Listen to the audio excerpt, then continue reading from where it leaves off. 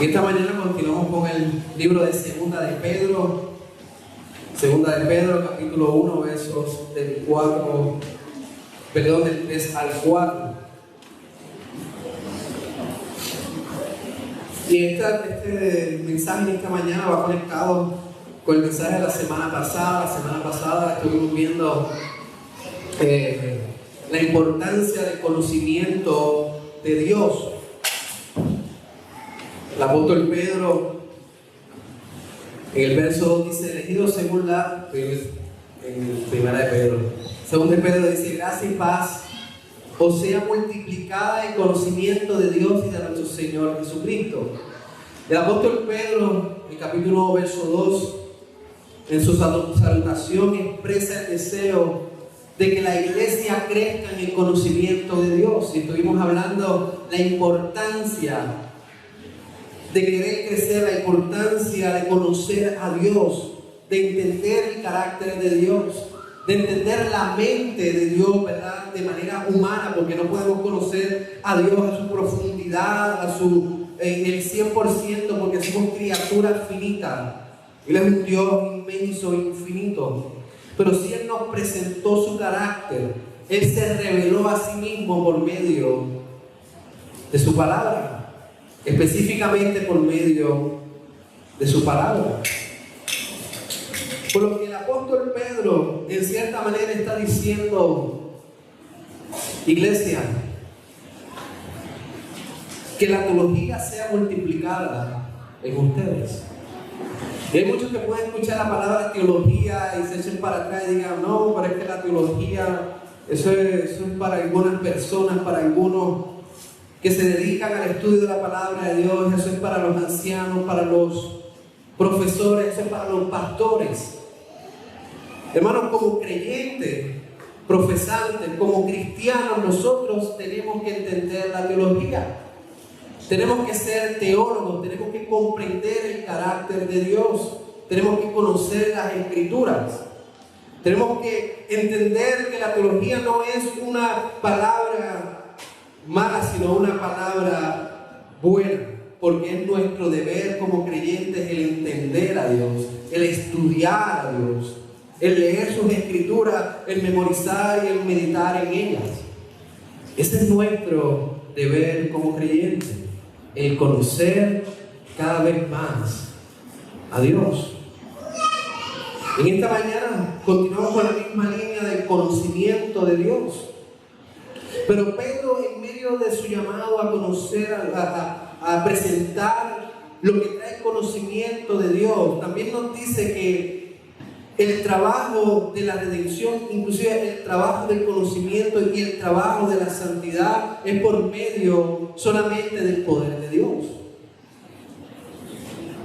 Y en cierta manera nos dice: el hombre no tiene ningún crédito en su vida o en el trabajo de salvación.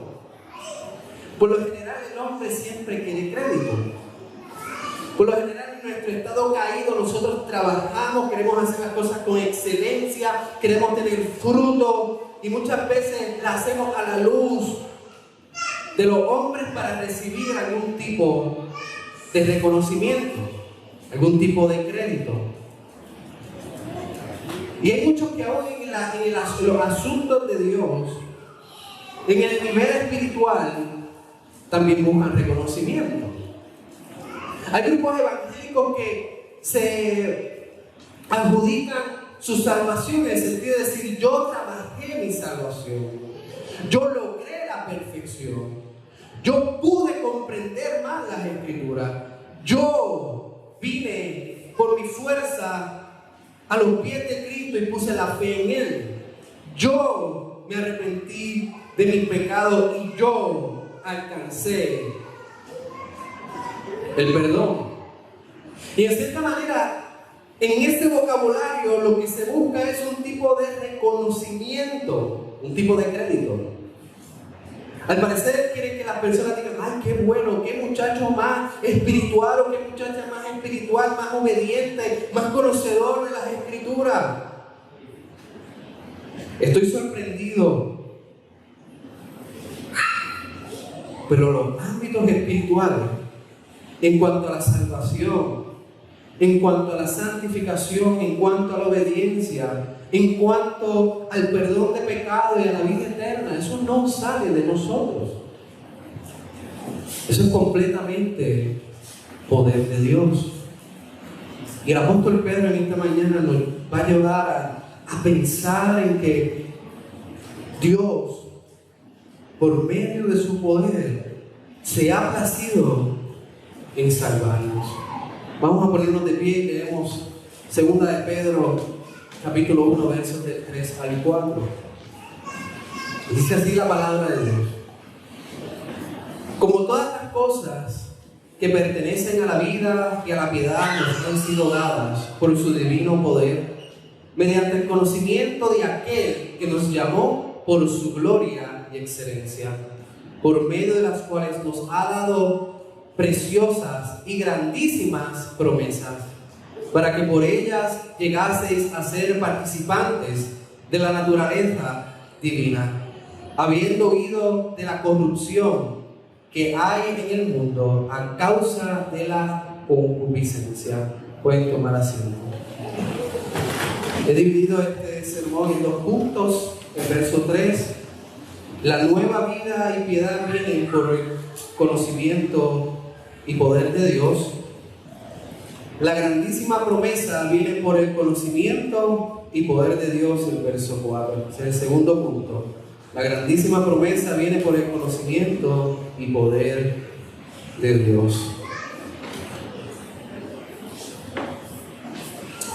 En el verso 3 el apóstol Pedro dice: como todas las cosas que pertenecen a la vida y a la piedad nos ha sido dada por su divino poder. A simple vista pareciera que el apóstol Pedro está hablando de la vida natural, de la vida del hombre, el levantarse, ir a trabajar, el poder tener salud, el poder moverse, el poder tener bienes, el poder tener libertad y gozo en esta vida. Parece que está hablando de la vida natural, pero en la realidad el apóstol Pedro está hablando de la piedad. Fíjense que luego de la vida él dice vida y a la piedad. Él se está refiriendo a la piedad, a la vida espiritual, no a la vida natural del hombre, a su diario vivir. Ahora, tenemos que reconocer, y cabe mencionar, que aún la vida natural del hombre es permitida por Dios. Todo ser humano, toda creación existe hoy, en estos momentos, porque así Dios los ha determinado. Usted ha venido aquí a la iglesia y usted se levantó, usted desayunó, usted respira y usted camina, porque así Dios lo ha determinado, porque así Dios lo ha querido, porque así Dios lo está sustentando. Inclusive Dios sustenta todas las cosas creadas en el mundo y en el universo. Todo ser humano y toda creación debe darle gloria y honra a Dios por existir, por respirar, por caminar. Aún aquel que quiere ignorar la existencia de Dios, esa persona es sostenida por Dios. Esa persona está viva porque así lo ha determinado el Creador de todas las cosas. Así que si hablamos de la vida natural, aún el poder de Dios es el que sostiene nuestra vida natural. Aún es el poder de Dios que permite que nosotros podamos gozar de nuestros familiares, de nuestros hijos, de nuestras esposas, del trabajo y de la recreación, de las cosas buenas que ha dado Dios en esta vida. Aún en la vida natural tenemos que reconocer que es el poder de Dios que nos sustenta, que nos da libertad, que nos permite gozar de su creación. Pero Pedro no está hablando de la vida natural. Pedro está hablando de la vida sobrenatural. Pedro está hablando del regalo que el hombre recibe de parte de Dios. Fíjense, como todas las cosas que pertenecen a la vida y a la piedad nos han sido dadas por su divino poder. El apóstol Pedro está hablando del nuevo nacimiento, del nacer de nuevo, de tener un nuevo corazón, de tener una vida renovada, de tener una vida en piedad. El apóstol Pedro está hablando de tener una nueva naturaleza. Eso es lo que él habla en esos puntos: vida vida y la piedad nos han sido dadas por su divino poder. El apóstol está hablando de la vida cristiana.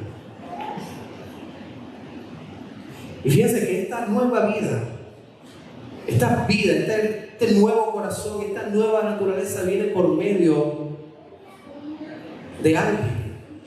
El poder tener una naturaleza nueva viene solamente por medio del conocimiento de Dios. Viene por medio de conocer a aquel Creador, de reconocer que Él es el Dios verdadero. Pero eso viene solamente por medio del conocimiento a Cristo. Yo he usado esta ilustración muchas veces antes, pero es lo que habla de la nueva vida. Ustedes recuerdan Nicodemo, Juan capítulo 3. Nicodemo viene de noche delante del Señor Jesús y reconoce que Él viene de Dios, porque precisamente sus milagros, sus obras sobrenaturales dan la señal de que Él viene de Dios, de que Él es el Mesías, de que Él es el Cristo. Y Nicodemo reconoció en Juan capítulo 3 que Él venía de Dios. Pero Nicodemo, siendo doctor de la ley, conocedor de la ley, lo que quería es que Cristo le diera la validez de que Él era salvo por el conocimiento de la ley, por el conocimiento del Antiguo Testamento. Y Jesucristo le dice: de cierto te digo, que si no nacieres de nuevo, no verás el reino de Dios. El conocimiento de la ley no lo hacía apto para la salvación. Lo que lo hacía apto para la salvación era el nacer de nuevo, y ese nacer de nuevo viene por medio del conocimiento del Hijo de Dios, por medio del conocimiento de Cristo. ¿A qué me refiero con el conocimiento de Cristo? Me refiero al poner la fe en el trabajo de Cristo para la salvación del alma, para la salvación de la vida. Así es que la persona pecadora, así es que el ser humano puede poder nacer de nuevo, tener una nueva vida, tener una nueva naturaleza, tener un corazón nuevo. Es por medio del conocimiento de Cristo Jesús, por medio de la fe en Él. Luego de la coma dice: mediante el conocimiento de aquel que nos llamó por su gloria y excelencia. Pero fíjense que antes de la coma dice: ha sido dada por su divino poder. Así que el conocimiento que nosotros tenemos no nace de nosotros, sino es regalo de Dios. El haber tenido una nueva vida en Cristo Jesús no es producto de nosotros, no es algo que nosotros hayamos inventado o comenzado en nuestra vida, es por el poder de Dios. El querer vivir en obediencia, hermano, no es algo que salga natural de usted. ¿Usted sabe cuál es su naturaleza? Romanos 3, no hay busque ni uno, no hay quien entienda, no hay quien busque a Dios. Esa es su naturaleza. ¿Cuál es su naturaleza? Todos fuimos destituidos de la gloria de Dios. Nuestra naturaleza estaba inclinada al mal. Estaba inclinada a buscar todo aquello que fuera en contra de Dios o que era en contra de Dios. El simple hecho de tener un deseo de obedecer a Dios, eso es un reflejo de un trabajo sobrenatural de Dios en su vida. Así que el querer vivir en obediencia no es algo que nace del hombre, no es algo que nace del ser humano, es poder de Dios en la vida de la persona, porque no es originado en nosotros. Hermanos, esto no es nuevo. Muchos quisieran decir: no, yo por mi propia fuerza tengo nueva vida. Yo por mi propia fuerza e inteligencia soy obediente a Dios. El apóstol Pedro dice que es por el poder de Dios. Y esto no es nuevo. Hemos visto durante toda la Escritura en el Antiguo Testamento una y otra vez cómo Dios por su poder trabaja en la vida del pueblo. Cómo Dios por su poder llama a su pueblo pecador a arrepentirse y a creer en sus promesas. Y Él mismo, Dios mismo, los libera del yugo de la esclavitud. ¿Ustedes recuerdan a Moisés? Moisés estaba bajo la opresión de Egipto. Y fue Dios mismo que le dio la libertad al pueblo de Israel por medio de Moisés. El mar rojo no fue Moisés por su poder que habló de ese mar. Fue Dios, por el poder de Dios, abrió el mar y por ahí pasó el pueblo. Inclusive luego de Dios haber liberado al pueblo de Israel de Egipto, muchas veces vemos en la Escritura que ellos anhelaban volver a Egipto. Querían volver a su naturaleza. Querían volver a su vieja manera de vivir. Pero el poder de Dios los mantuvo y los guió. Hermanos, de igual manera, el nosotros haber salido de la esclavitud del pecado fue por el poder de Dios.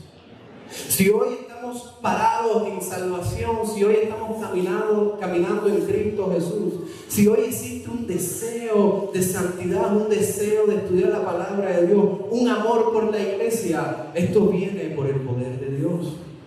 Esto viene por el trabajo de Cristo en nuestras vidas. Esto no es trabajo de nosotros.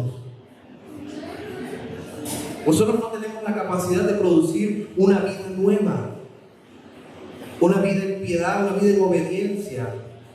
Esto es completamente y 100% trabajo de Dios en nosotros. Tenemos que reconocer que tales maravillas no salen de nosotros.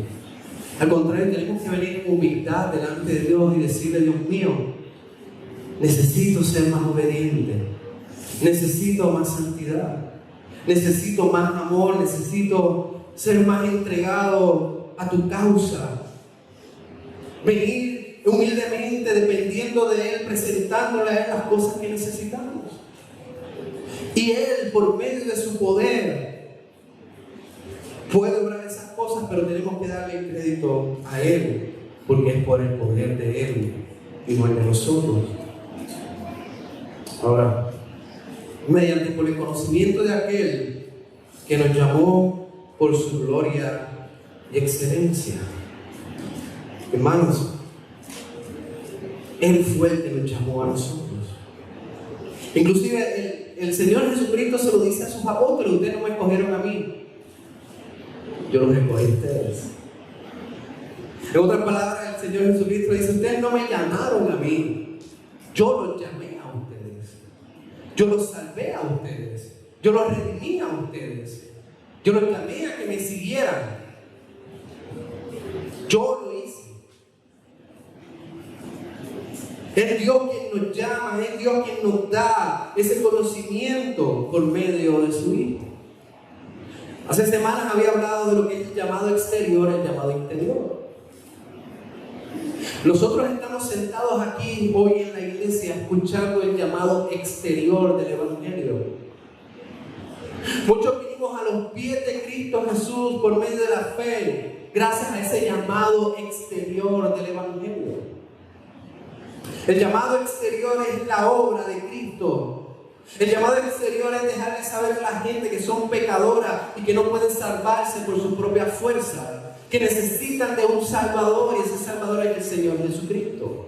Que sin la fe en el Señor Jesucristo van a perecer eternamente en la ira de Dios.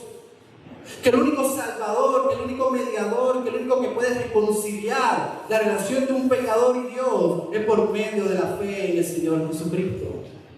Que solamente es la obra de la cruz la que puede darnos salvación, perdón y vida eterna.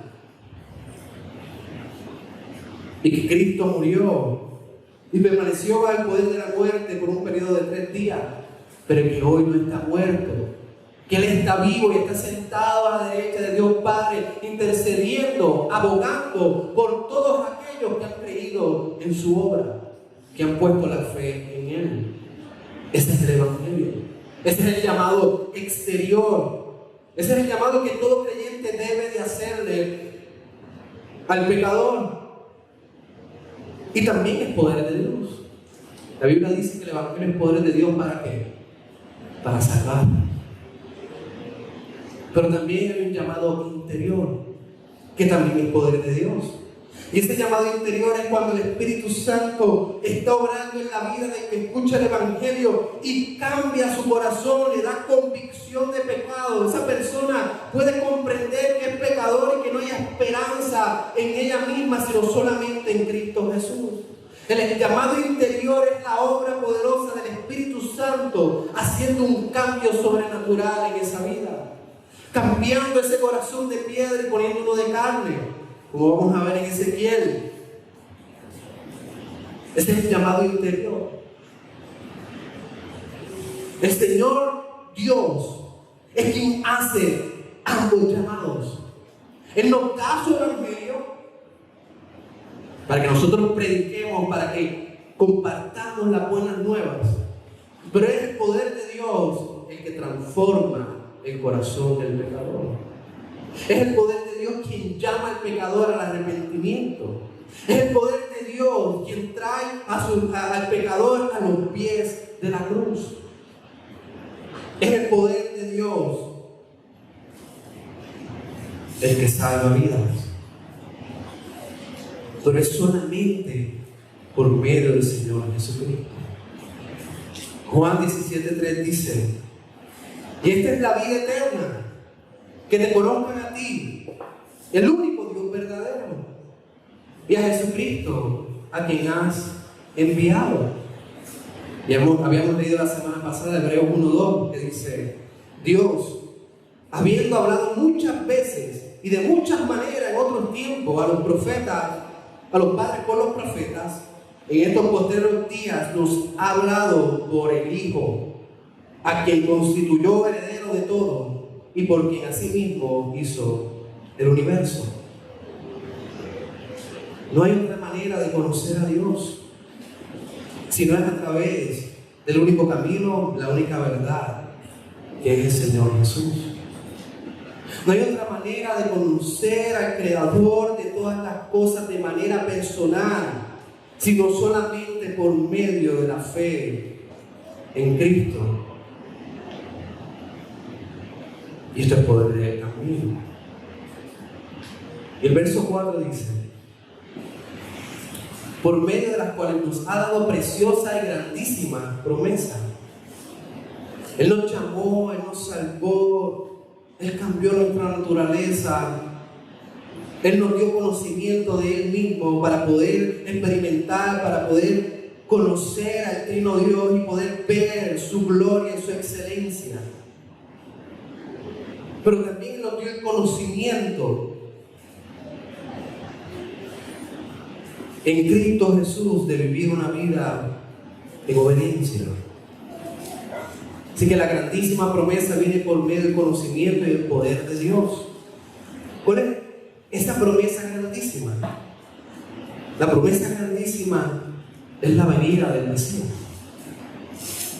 Yo le pudiera decir muchas promesas y sacar el texto fuera de lo que quiere decir. Yo le pudiera decir: esa promesa es que usted sea próspero, esa promesa es una felicidad inquebrantable, esa promesa es que usted no va a enfermar, esa promesa es que usted no va a sufrir, esa promesa es lo que usted quiera lograr. Pero eso no es lo que habla el apóstol Pedro. El apóstol Pedro habla de una promesa grandísima. Hermanos, existe una promesa grandísima que es sobre cualquier otra promesa, que es más importante que cualquier otra promesa. Hermanos, esa promesa grandísima es el cumplimiento de Génesis 3:15. Esa promesa grandísima la vimos allí cuando María dio a luz al Señor Jesucristo. Esa promesa grandísima es el ver el Señor caminar en la tierra obedeciendo perfectamente al Padre. Esa promesa grandísima la vemos por medio de las Escrituras, muriendo en la cruz del Calvario.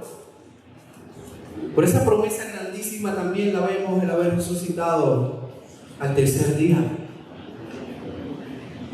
Y luego de eso también una promesa grandísima, y la vemos en el día de Pentecostés. El Espíritu Santo siendo derramado sobre su pueblo. Esa es la promesa del nuevo pacto. Esa es la promesa que Dios reveló en el Antiguo Testamento, de que su pueblo, de que Él iba a morar entre su pueblo, de que Él iba a cambiar el corazón, de que Él iba a lograr de que su pueblo quiera obedecerle. Esto es lo que presenta Ezequiel 36:27, ese derramamiento del Espíritu. Lo vimos profetizado en el Antiguo Testamento. Él dice: y pondré dentro de vosotros mi espíritu, y haré que andéis en mis estatutos, y guardéis mis preceptos, y los pongáis por obra. Esta es la gran promesa. Esta es la gran promesa. Hermano, si usted puede evaluar cuál es su naturaleza natural y el cumplimiento de esta promesa, usted la va a ver una promesa grandísima. Es Dios mismo diciendo: yo sacaré el corazón pecaminoso de su pecho y pondré un corazón dispuesto a amar a Dios, para que entonces me amen de verdad y sigan mis mandamientos. Hermano, esto es una promesa grandísima, el poder tener la habilidad de amar y de obedecer a Dios, el tener la habilidad de tener un deseo de continuar creciendo en el conocimiento de Dios. Antes teníamos una naturaleza que no nos permitía seguir a Dios, que no nos permitía el poder ser bendecidos por su palabra, que no nos permitía amar su voluntad. Pero Dios mismo nos dio esa habilidad por medio de un corazón nuevo. Esta promesa se cumple específicamente por la venida de Cristo. Dios nos dio morar, Dios mora en nosotros y nos selló con el Espíritu Santo. Y este Espíritu Santo nos haría capaces, nos hace capaces de obedecerle a Él. No existe mayor bendición que ver esta promesa cumplida. Hay muchos que con gimnasia te pueden decir: no, la promesa del Nuevo Testamento es tal cosa, y la promesa cumplida, grandísima, como dice el apóstol Pedro, es la morada del Espíritu Santo. Es Dios mismo entre nosotros. Y esto afirma lo que el apóstol Pedro dice luego, cuando él dice: para que por ella llegaseis a ser participantes de la naturaleza divina, habiendo huido de la corrupción que hay en el mundo a causa de la concupiscencia. Esto valida lo que el apóstol Pedro dice luego. El apóstol Pedro dice luego que nosotros podemos llegar a ser participantes de la naturaleza divina. No quiere decir que nosotros vamos a convertirnos en un Dios, o que nosotros vamos a convertirnos en una divinidad. Dios no comparte su gloria, Dios no hace dioses.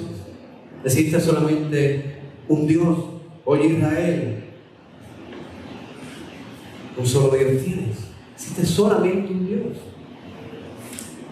el único Dios verdadero. Pero nos hace partícipes de su divinidad. ¿De qué manera?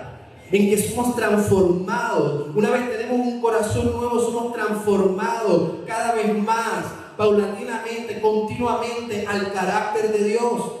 Aquellos que han recibido esta promesa, la promesa de Cristo Jesús de la salvación por medio de la fe, estos son transformados por el Señor a ser cada vez más como Él. Es lo que llamamos la santidad, la santificación. Este cambio también es poder de Dios. Fíjense cómo el Catecismo Menor de Westminster lo dice. En la pregunta 35 dice: ¿qué es la santificación? Y la respuesta dice, fíjense en la primera parte de la respuesta, dice, la santificación es aquella obra libre de gracia de Dios. Aquella obra libre de gracia de Dios por la cual somos completamente restablecidos a la imagen de Dios y puestos en capacidad de morir más y más al pecado y vivir piamente o en santificación. Hermanos, nosotros estamos llamados a vivir en obediencia, a vivir en santidad. A veces queremos echar hacia un lado la palabra santidad y decir, no, es que aún no soy santo, esa palabra es muy grande para mí. No. El mismo Pedro en su primera carta dice, sean santos como yo soy santo. Estamos llamados a ser santos. ¿Qué quiere decir esto?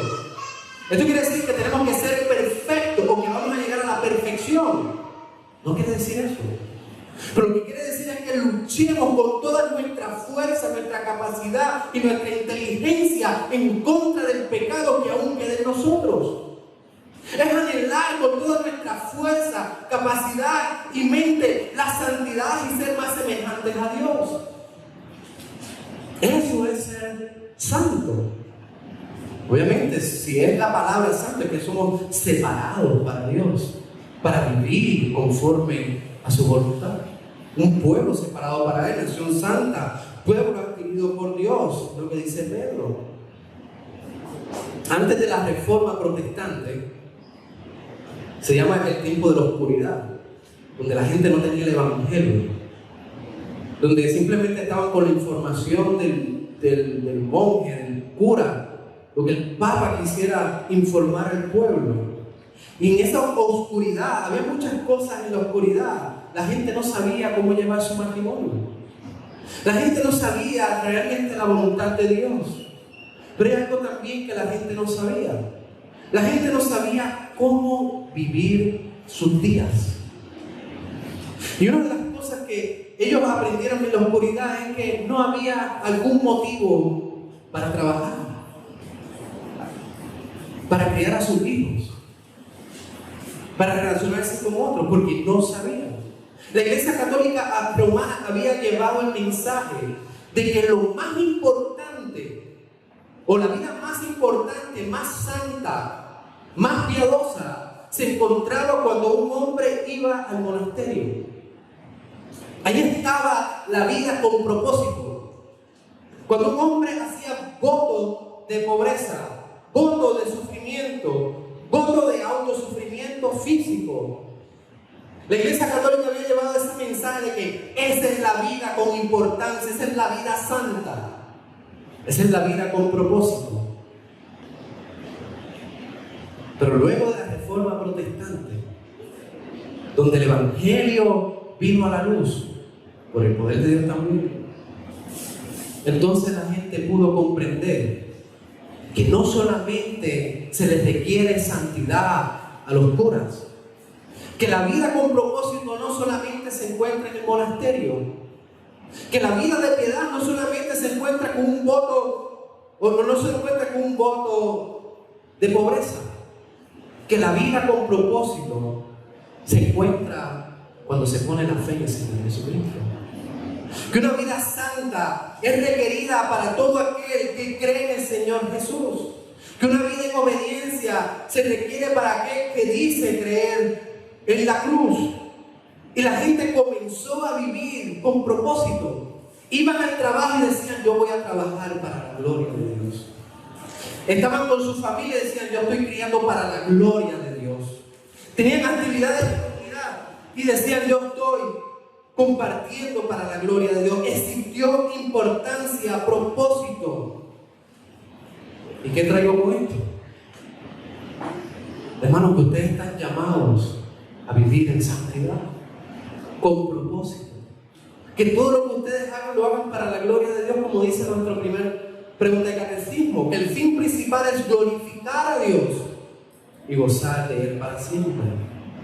Ahora, ¿de qué manera podemos vivir una vida santa? ¿De qué manera podemos vivir una vida en obediencia?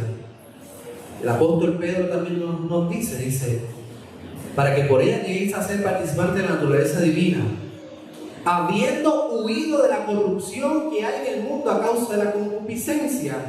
El apóstol Pedro nos presenta la manera de vivir santo. Dice que nosotros debemos de huir. Todo aquel que recibe la promesa de Cristo por fe no pertenece a este mundo desenfrenado en el pecado, sino que tiene el deseo de huir, de salir corriendo, de vivir una vida más en la luz, una vida más de acuerdo a la Escritura. El que quiere vivir en santidad no coquetea con el pecado. El que quiere vivir en santidad se arrepiente y sale corriendo fuera del mundo. Tenemos que salir corriendo con un deseo de glorificar a Dios. Estamos llamados a vivir a la imagen del Señor Jesús. Somos llamados a vivir en santidad. Y Pedro nos lo dice antes, en la carta anterior. En 1 Pedro 4, 2 al 3 dice: para no vivir en tiempo que resta en la carne, conforme a la concupiscencia de los hombres, sino conforme a la voluntad de Dios. Baste ya el tiempo pasado para haber hecho lo que agrada a los gentiles.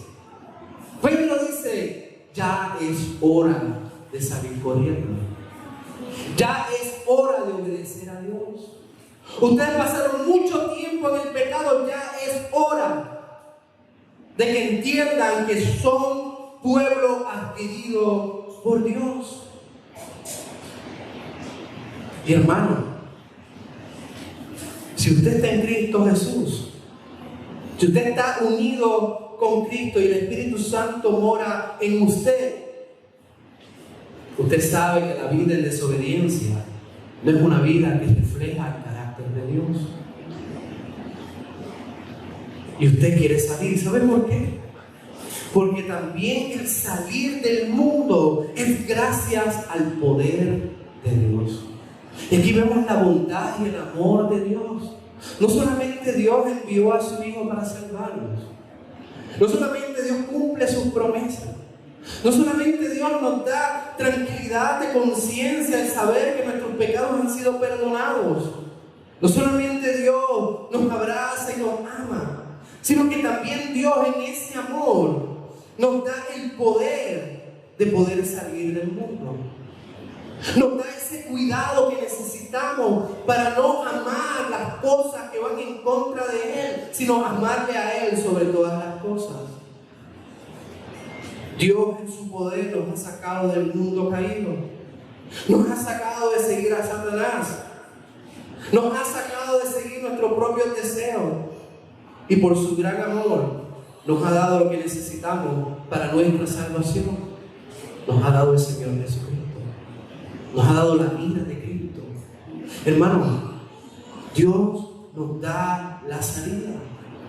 Y a veces buscamos la salida en muchos lugares.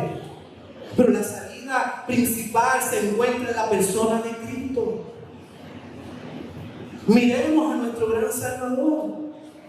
Miremos sus acciones. Primera de Juan dice que tenemos que andar como Él anduvo. Miremos cómo Él salió corriendo a la tentación de Satanás. Miremos cómo Él oró y se entregó completamente a la voluntad del Padre. Usted dirá: ese fue el Señor Jesucristo. El Espíritu que obraba en Cristo está obrando en nosotros. El Espíritu Santo nos da el poder y nos ayuda a también caminar en obediencia y en santidad. El Espíritu también nos levanta cuando caemos y restaura, nos da seguridad de perdón gracias a Cristo Jesús. Hermanos,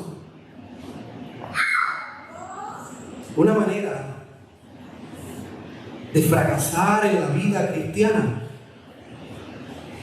es creyendo que las cosas son producidas en nosotros mismos. Nosotros tenemos que depender completamente y reconocer completamente que si estamos en la gracia, es gracias al poder de Dios. Que si estamos en la salvación, es gracias al poder de Dios. Que si hoy tenemos deseo de obedecerle, es gracias al poder de Dios. Y hermano, Si hoy amamos a Cristo, es gracias al poder de Dios. Así que vivamos en obediencia con todas las fuerzas que nosotros tenemos, luchemos en contra de la naturaleza pecaminosa y sigamos esa nueva naturaleza, peleando con el viejo hombre que aún queda en nosotros, dependiendo completamente de aquel a quien Dios nos ha enviado, que es el Espíritu Santo. Oramos. Amado Padre Dios, Señor, gracias por tu palabra. Gracias, Señor, porque es segura, es clara, es contundente. Te pedimos, mi Dios, que tú nos ayudes a confiar cada vez más en ti.